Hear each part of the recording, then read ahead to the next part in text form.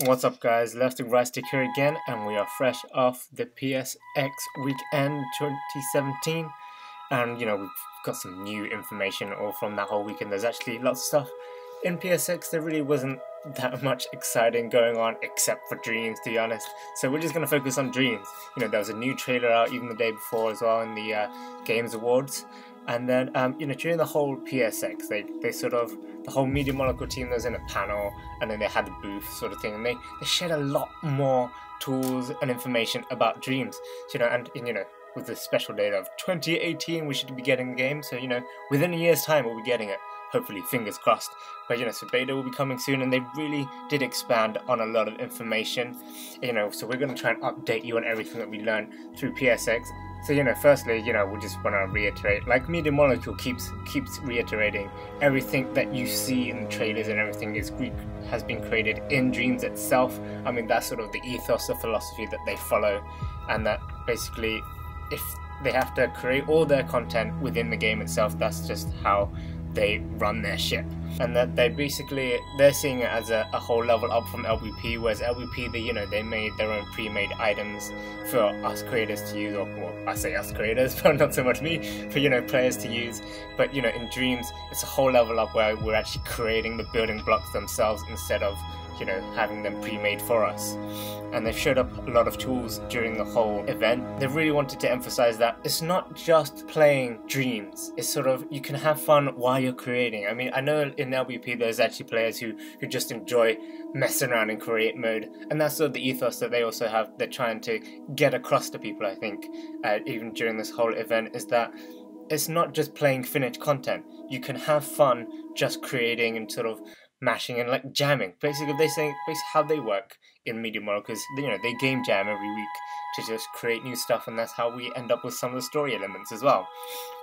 Aside from everything being made in Dreams, they do really want to reiterate that you don't need, you see them using the Move controllers and whatnot, you only need a DualShock and a PlayStation to play the whole game. You don't need any other peripherals. The PSVR is just extras that they're going to support later on, as well as the Move. The Move is going to be supported, but you don't need that. Everything can be done with the DualShock, so they just wanted to make sure, I guess, that everyone really knows this, because it seems like there's lots of people who keep asking that.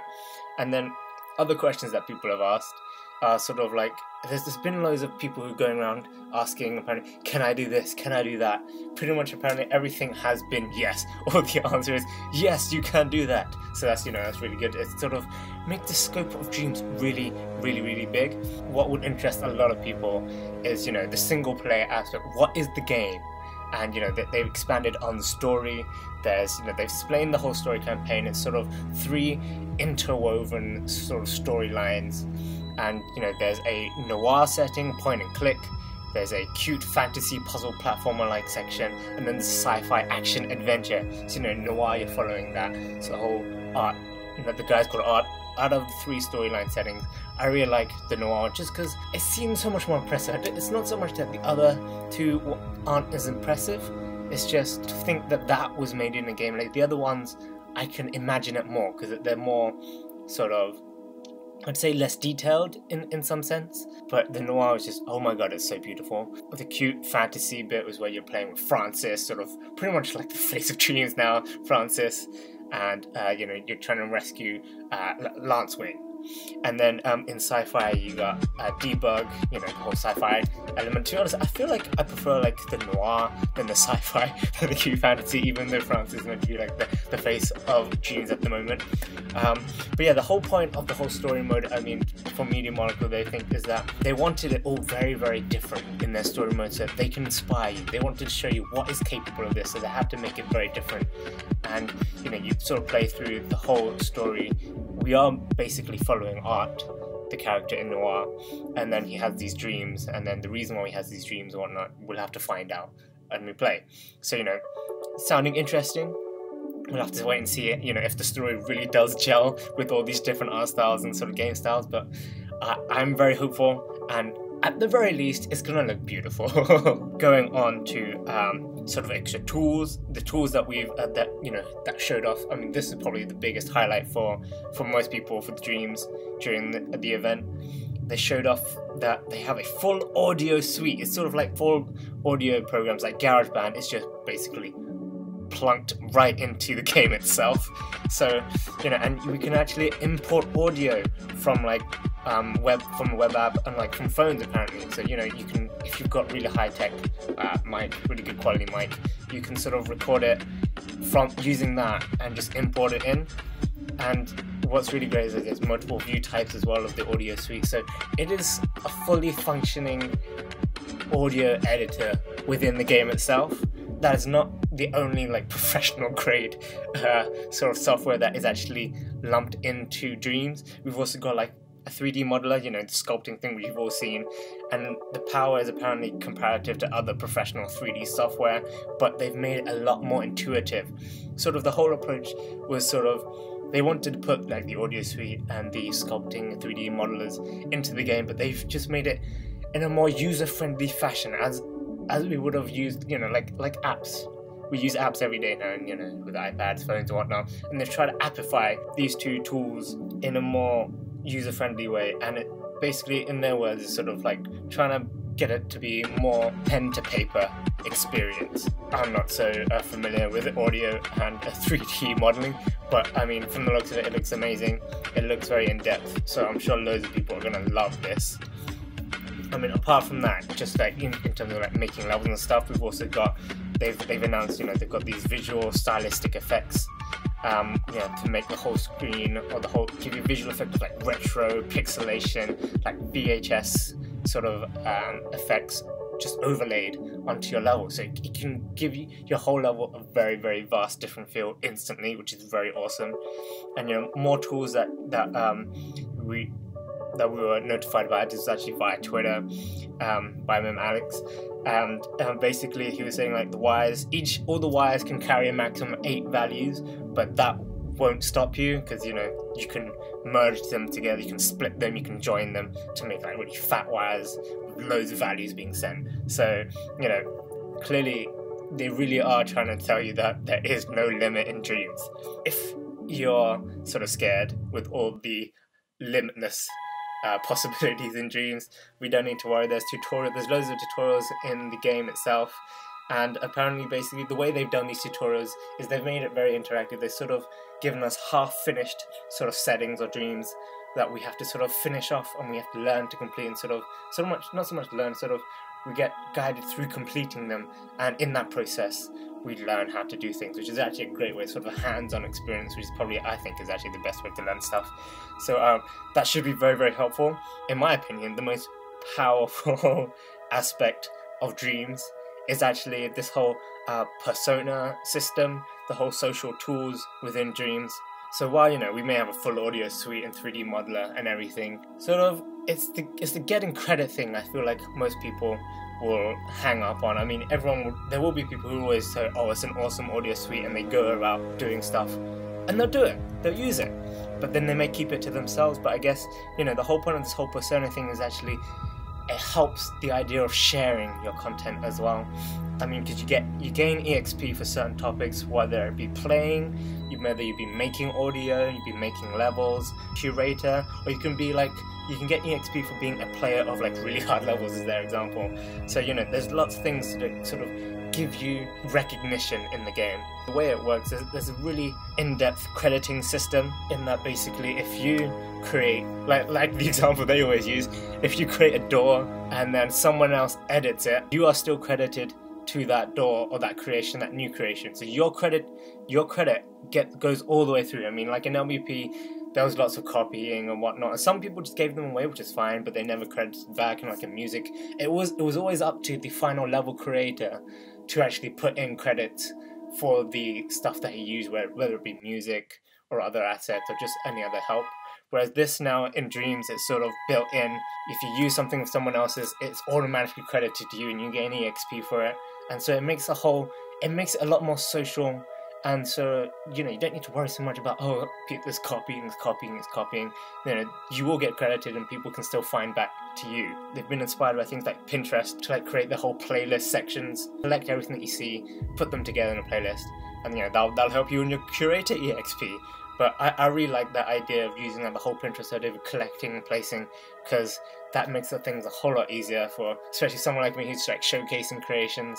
So that's a really great tool. It's really looking forward to that. Extra information that we've collected, you know, throughout and also during little bits that you might have missed is sort of, now creation, there are limits supposedly, but they're massive. Apparently there is massive limitations, so you shouldn't really need to worry. But even if you do come to complications, there's an optimize function which sort of automatically optimizes the level for you, sort of thing. So that should be very helpful, even if you go really crazy and sort of blow up your dream, as it were. And also, you know, Media Monk have also said that they're looking to have a similar feature to like team picks. They're gonna highlight their favorites as well, and I'm sure, you know, we're gonna highlight our favorites as well. So there's gonna be loads of favoriting, especially with the whole persona system. There's going to be probably loads of people who are just curating as well, so you might have to go to certain people for certain topics and get even better levels, but we'll look forward to that. I'm really loving the whole idea of the persona system. Again, you know, you can be really bad at creating individual stuff, but maybe if you're good at placing stuff, like, you know, you just know what goes together well, then you can create a great level just out of taking bits and pieces and assets from other people, which is really great, to be honest, I think. Another great feature that they've mentioned was the auto surfing feature. Now this is sort of like the dive-in feature, but it's sort of leveled up again. The auto surfing is sort of like you're discovering random creations.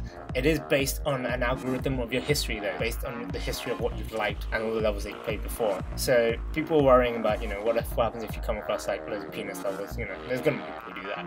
And then I assume that, you know, if you don't play those levels and you don't like them, auto surfing isn't going to put you in one of those levels, so you don't need to worry about that. I think basically auto surfing is something that's going to be like the story mode. They're going to mash 3 sort of creations together in a sort of dreamscape setting, 3 sections.